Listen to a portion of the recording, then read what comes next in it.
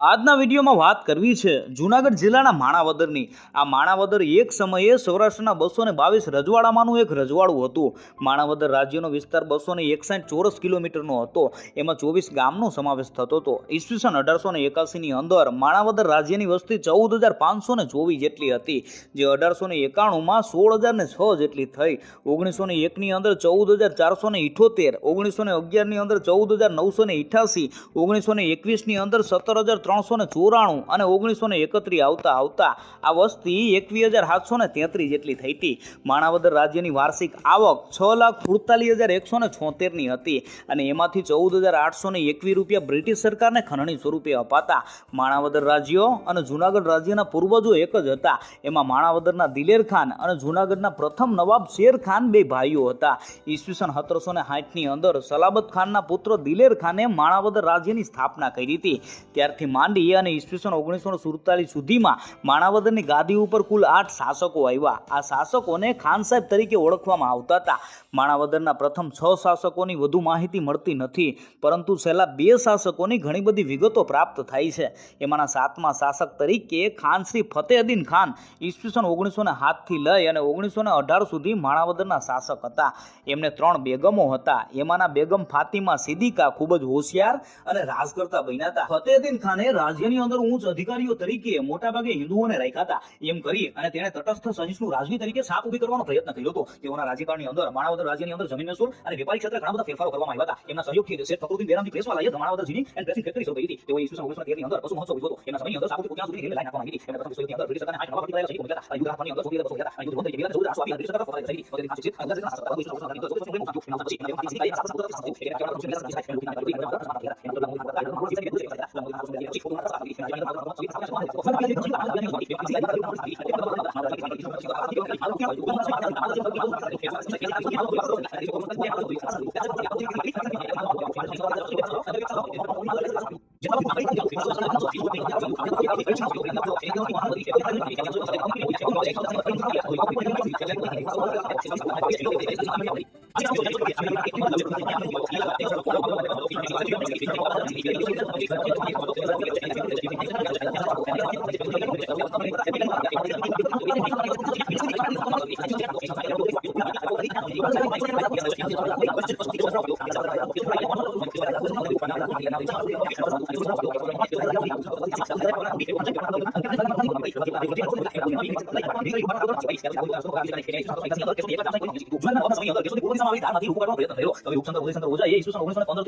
ભારતનો સૌપ્રથમ પાતાળ કૂવો કેશોદમાં બનાવ્યો હતો। શહેરની સૌથી પૌરાણિક જગ્યાઓમાં રાણીપરાનો ડુંગર, નીલકંઠ મંદિરની બાજુનો આશ્રમ, કોંતનાથ મંદિર, રણછોડ મંદિર, સોંદરણામાં 13મી સદીની વાવ, કેવદરામાં ભક્ત ગેમલજી ગોહિલની સમાધિ વગેરેનો સમાવેશ થાય છે।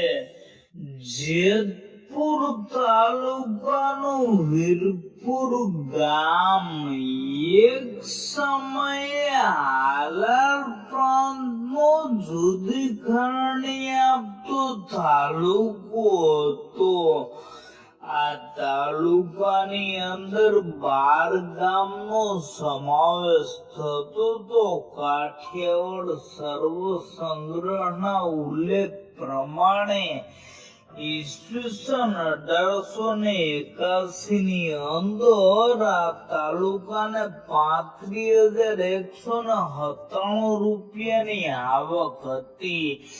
એમાંથી 4,114 રૂપિયા બ્રિટિશ સરકાર અને જૂનાગઢ રજવાડાને ખંડણી સ્વરૂપે અપાતા। તાલુકામાં તાલુકદાર તરીકે જાડેજા રાજપૂતો હતા, જે નવાનગર સંસ્થાનના ભાયાતો થતા। કહેવાય છે કે હાલમાં જ્યાં વીરપુર ગામ છે ત્યાં એક સમયે મોટું મંદિર હતું. આ મંદિર મુસ્લિમોએ તોડી પાડ્યું હતું. એ મંદિરના પથ્થરો હાલમાં પણ ખોદાઈને નીકળે છે.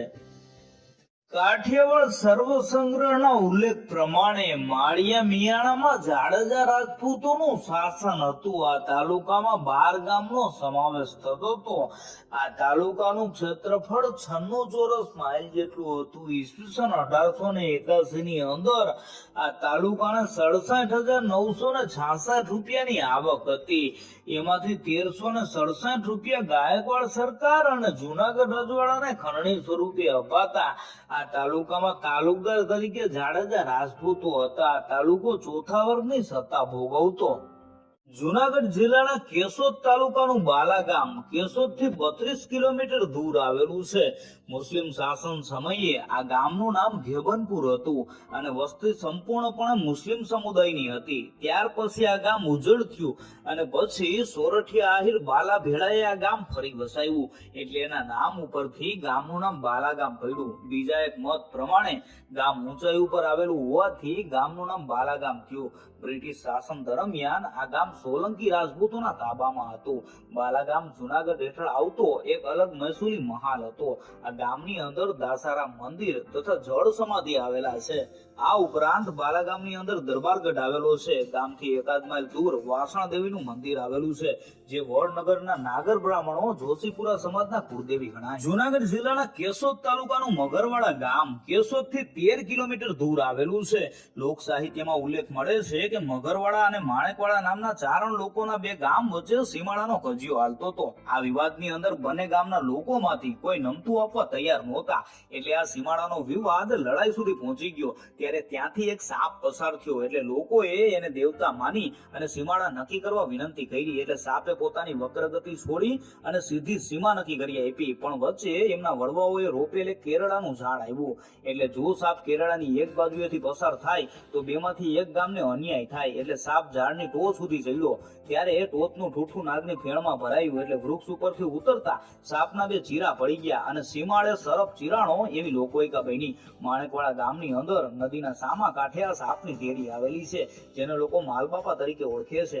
ઘણા કાઠિયાવાડી કુટુંબના એ કુળદેવતા છે. વર કન્યાની છેડાછેડી પણ ત્યાં જઈને છોડાય છે.